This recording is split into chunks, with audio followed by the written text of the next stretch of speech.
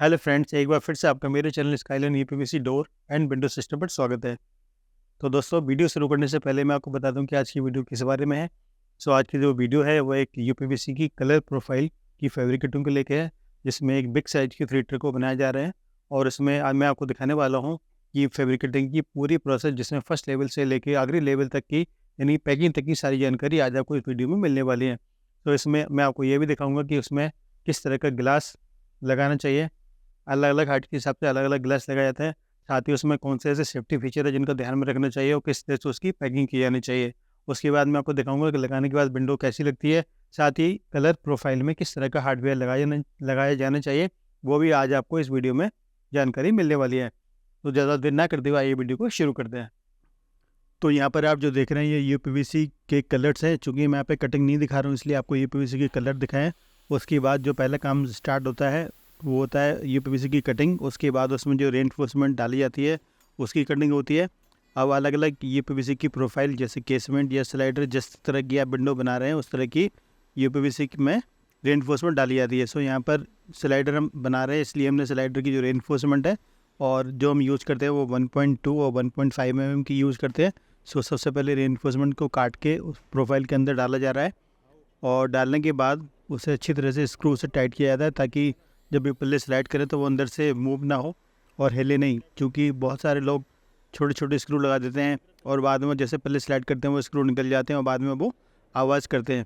इसलिए जब भी रेनफोर्समेंट डाली जाती है हमें ध्यान रखना चाहिए कि अच्छी तरह से उसमें स्क्रू डाले जाएँ और पूरे स्क्रू डालने के बाद उसे अच्छी तरह से टाइट कर दिया जाए, ताकि कभी भी रेनफोर्समेंट हिलेगी नहीं।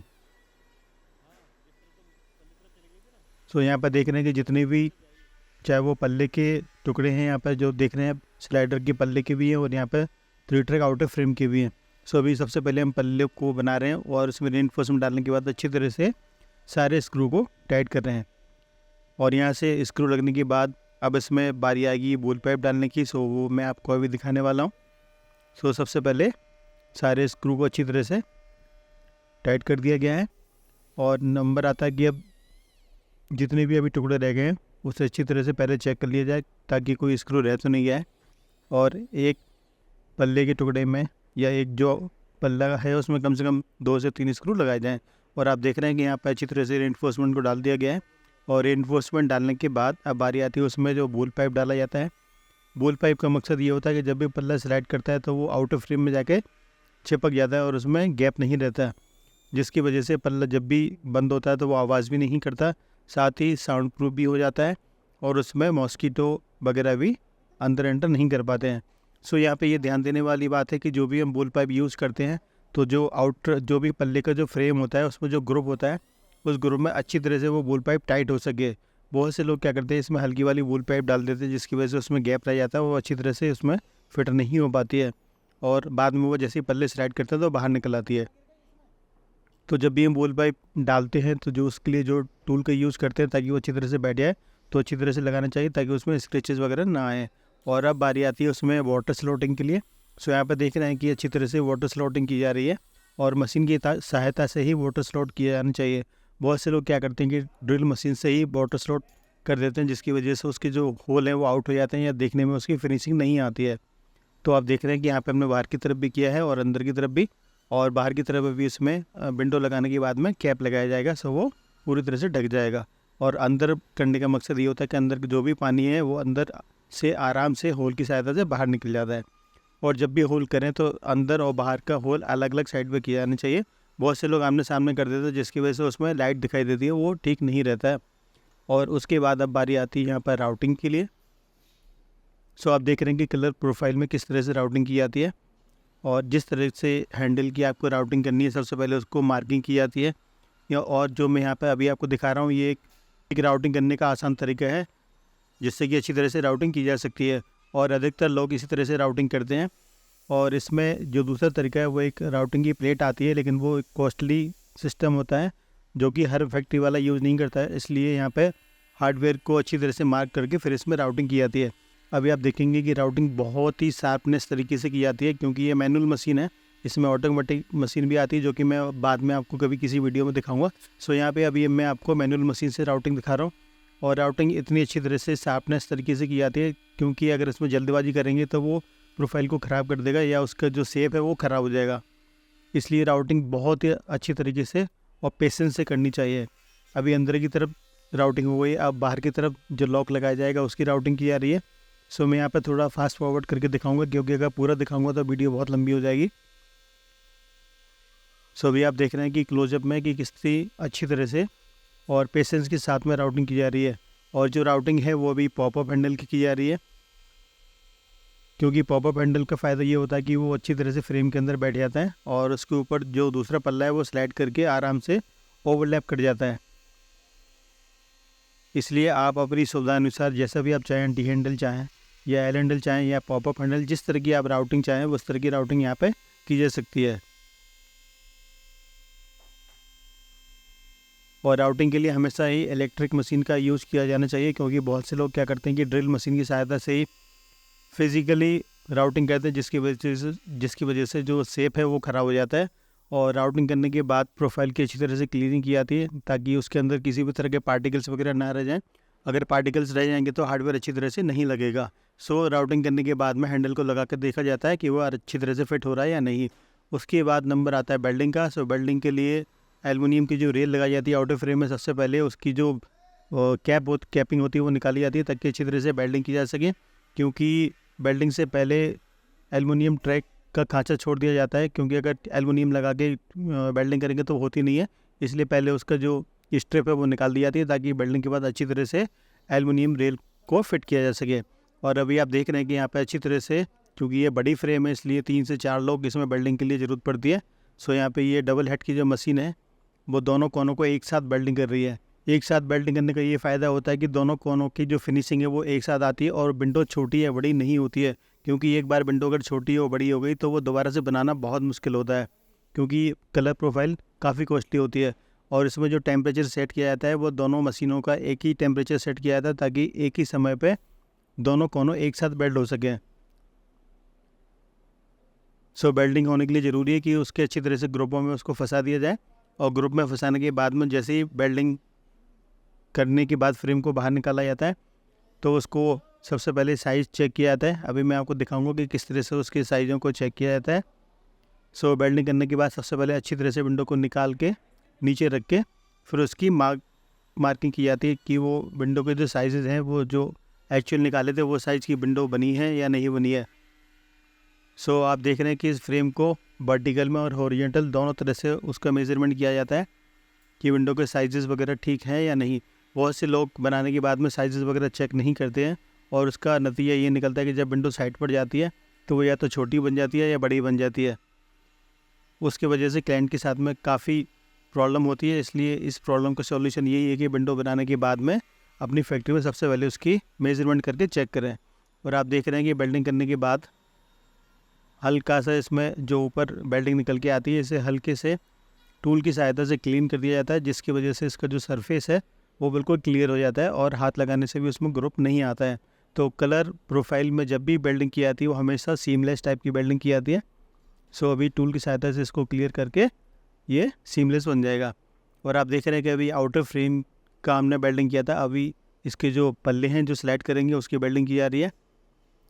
सो पल्ले को पकड़ने के लिए भी 1 या 2 आदमी कम से कम होने चाहिए, ताकि पल्ला जो है वो बेंडा ना हो जाए और अच्छी तरह से उसकी बेल्डिंग की जा सके। सो जैसे कि मैंने बताया था, बेल्डिंग करने से पहले इसमें वूल पाइप डाल दी जाती है। वूल पाइप, क्योंकि एक बार जब ये बेल्डिंग हो जाएगी तो दोबारा से वूल पाइप डालना बहुत मुश्किल होता है, इसलिए पहले उसके अंदर वूल पाइप डाली जाती है, उसके बाद ही पल्लों की बेल्डिंग की जाती है। उसका फ़ायदा ये होता है कि कभी भी जो वूल पाइप है वो निकलती नहीं है और आराम से ग्रुप के अंदर फंस जाती है और बेल्डिंग करने के बाद वो चिपक जाती है। सो यहाँ पर देख रहे हैं कि दोनों कोनों को एक साथ बेल्ड किया जा रहा है और एक साथ बेल्ड होने के बाद जैसे ही वो मशीन से बाहर निकलेगी उसके बाद इसकी जो मेज़रमेंट है इसका भी लिया जाता है कि वो अच्छी तरह से वो साइज़ के बने हैं या नहीं। उसके बाद आप देख रहे हैं कि आउटर फ्रेम भी हमारी रेडी हो गई है और इसके जो पल्ले हैं वो भी रेडी हो रहे हैं। एक पल्ला हो चुका है, दूसरा भी रेडी हो गया है। उसके बाद जो बारी आती है वो आती है इसमें मैश लगाने के लिए। सो यहाँ पर जैसे कि मैंने पहले एक वीडियो में बताया था कि किस तरह से मैश लगाई जाती है। 2 तरह की मैश आती है, एक नेचुरल कलर में और दूसरी ब्लैक कलर में। सो यहाँ पर कस्टमर की चॉइस है कि नेचुरल कलर की मैश लगाई है। सो आप देख रहे हैं कि नेचुरल कलर की ही मैश को लगाया जा रहा है और यहाँ पे अच्छी तरह से टाइट हो जाए, इसलिए हम रबड़ का यूज़ कर रहे हैं, ताकि अगर कभी भी मैश ख़राब होती है, फटती है, तो आराम से वो निकल के उसको चेंज भी किया जा सकता है। सो मैश को हमेशा इस तरह से लगाना चाहिए ताकि कभी भी उसमें रिंकल वगैरह ना आए। और लगाने के बाद उसमें कम से कम 1 या 1.25 इंच को हमेशा चारों तरफ से छोड़ना चाहिए, ताकि कभी भी अगर मैश लूज़ होती है या फट जाती है तो आराम से उसको निकाल दिया जाए और आराम से उसको चेंज भी किया जा सके। ये आप देख रहे हैं कि लगाने के बाद फास्ट फॉरवर्ड में मैं दिखा रहा हूँ कि किस तरह से उसकी कटिंग की जाती है और कितना उसमें मार्जिन छोड़ना चाहिए। अभी लगाने के बाद हमारे पल्ले भी रेडी हो गए हैं, मैश का पल्ला भी रेडी हो गया है। और इसके बाद अब जो बारी आती है वो आती है पल्लों में ग्लास लगाने के लिए। सो यहाँ पे ये हाइट आप देख रहे हैं कि तकरीबन 8 फुट की हाइट है, इसलिए हम जो यहाँ पे ग्लास यूज़ करने वाले हैं वो एक सिक्योरिटी ग्लास है 11.2 mm का। चूँकि ये ग्लास पहले लग गए थे इसलिए सूट नहीं हो पाया, इसलिए मैं आपको ग्लास लगाने के बाद ही पल्लों को दिखा रहा हूँ कि इसमें 11.2 mm के सिक्योरिटी ग्लास लगाए गए हैं। सिक्योरिटी ग्लास का फ़ायदा ये होता है कि एक तो मजबूत होता है, दूसरा आराम से कोई इसे तोड़ भी नहीं सकता। सो यहाँ पर जब भी बड़े पल्ले का अगर जब सवाल आता है तो अगर आप सिक्योरिटी ग्लास लगाएं तो ज़्यादा अच्छा रहेगा। और पल्ले सेलेक्ट करने के लिए हम जो यहाँ पर रोलर लगा रहे हैं वो एडजस्टेबल रोलर है, और ये एक रोलर जो कैपेसिटी है उसकी 200 kg का आराम से ये लोड ले सकता है। सो यहाँ पे हमने अच्छी क्वालिटी का हैवी वाला रोलर लगाया है। और इसमें आप देख रहे हैं कि जो बीडिंग एक तरफ से खुली हुई थी वो इसलिए खोल के रखते हैं ताकि जब भी पल्ले का अलाइनमेंट करना हो तो दोबारा साइड पर ना खोलना पड़े, और बल्कि अलाइनमेंट करने के बाद ही साइड पर उसको अच्छी तरह से ठोक दिया जाए। सो आप देख रहे हैं कि यहाँ पे बड़े साइज़ की हैं और ग्लास भी आराम से फिट कर दिया गया है, हार्डवेयर भी वहाँ पे लगा दिया गया है। और बेहतरीन खूबसूरती वाली ये प्रोमिनेंस की प्रोफाइल है, लेमिनेटेड वाली, जिसका लेमिनेशन कभी नहीं निकलता और इसकी 20 साल की वारंटी होती है। और उसके बाद जो आखिरी में स्टेप है वो आता है हमारा पैकिंग का। सो आप देख रहे हैं कि कलर प्रोफाइल है, ये थोड़ी कॉस्टली होती है, इसलिए ज़रूरी है इसके बिना किसी स्क्रैचेस के कस्टमर तक पहुँचाया जा सके। सो इसमें जो भी हम पैकिंग करते हैं वो जो प्रोफाइल का कवर होता है अच्छी तरह से उसमें लगा सकते हैं, या फॉर्म लगा सकते हैं, या बहुत सारे पैकिंग का मटेरियल आता है, कुछ भी लगा सकते हैं। लेकिन लगाते समय ये ध्यान रखना चाहिए कि चारों कोनों अच्छी तरह से ढक दिए जाएं और रैपिंग की सहायता से उसे रैप कर दिया जाए ताकि वो खुले हुए नहीं, और जब भी गाड़ी में लोड करें या वहाँ पर साइड पर उतारें तो वो कभी ख़राब ना हो। सो यहाँ पर हार्डवेयर भी लगा दिया गया है, पैकिंग भी हो गई है, और रैप करने के बाद में अच्छी तरह से गाड़ी में लोड करना चाहिए ताकि जो पैकिंग है वो भी नहीं फटे और जो मटेरियल है वो अच्छी तरह से सेफ्टी के साथ में कस्टमर की साइड तक पहुंच सके, ताकि बाद में किसी भी तरह की उसमें कंप्लेंट ना आए और ना ही प्रोफाइल के ऊपर या पल्ले के ऊपर किसी भी तरह के स्क्रैचेस वगैरह ना आए। और जब विंडो लगा दी जाती है तब लगाने के बाद बहुत ही खूबसूरत लगती है। आप देख रहे हैं कि ये विंडो को लगा दिया गया है, यहाँ पर 3 ट्रैक भी है, सेंटर स्लाइड भी है, 2 ट्रैक भी है, सभी तरह की विंडो को लगाया गया है। और लगाने के बाद इसकी खूबसूरती बहुत ही निखर के आती है। सो यहाँ पे अलग अलग तरह की डिज़ाइन है, किसी को केसमेंट का ज़रूरत होता है, किसी को स्लाइडर का होता है, फिक्स का होता है, या कॉर्नर वाला होता है। तो सभी तरह की विंडो को आराम से आप कलर यूपीवीसी में बना सकते हैं।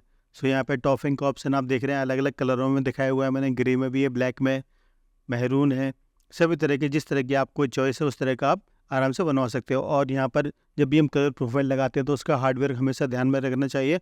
इसमें अलग अलग कलर के हार्डवेयर आते हैं, जिस तरह कलर की आप यूपीवीसी उसी तरह का आप हार्डवेयर यहाँ पर यूज कर सकते हैं। तो दोस्तों उम्मीद है कि आज आपको मेरी वीडियो पसंद आई होगी। अगर आपको वीडियो पसंद आई है तो कृपया शेयर और लाइक ज़रूर करें। साथ ही अगर आप कोई और जानकारी चाहते हैं तो कमेंट बॉक्स में लिखकर मुझसे पूछ सकते हैं। साथ ही अगर आप यूपीवीसी को लगवाना चाहते हैं तो मैं दिल्ली और आसपास की 300 से 400 किलोमीटर के एरिया में उसको सप्लाई कर सकता हूँ, लेकिन minimum order quantity 1000 square feet हो तभी, otherwise transportation cost is too high. अगर आप यूपीवीसी का नया बिजनेस स्टार्ट करना चाहते हैं तो उसके लिए भी आप हमसे संपर्क कर सकते हैं। अगर आपको उसके लिए मशीन्स की ज़रूरत है, या हार्डवेयर है, रेनफोर्समेंट है, या प्रोफाइल है, तो उसके लिए भी आप हमसे संपर्क कर सकते हैं। संपर्क करने के लिए आप नीचे चले नंबर पर कॉल कर सकते हैं या व्हाट्सअप कर सकते हैं। तो उसी तरह की नई नई जानकारी के लिए आप हमारे साथ आगे भी बने रहिए। और अगर आपने चैनल सब्सक्राइब कर लिया है तो अच्छा है, अगर नहीं किया है तो हमारे चैनल को सब्सक्राइब करके रख सकते हैं, ताकि इसी तरह की नई नई जानकारी नोटिफिकेशन के जरिए सबसे पहले आप तक पहुँच सके। तो इसी तरह की नई नई जानकारी के लिए आप आगे भी हमारे साथ जरूर बने रहिए। Keep watching my video. Thank you.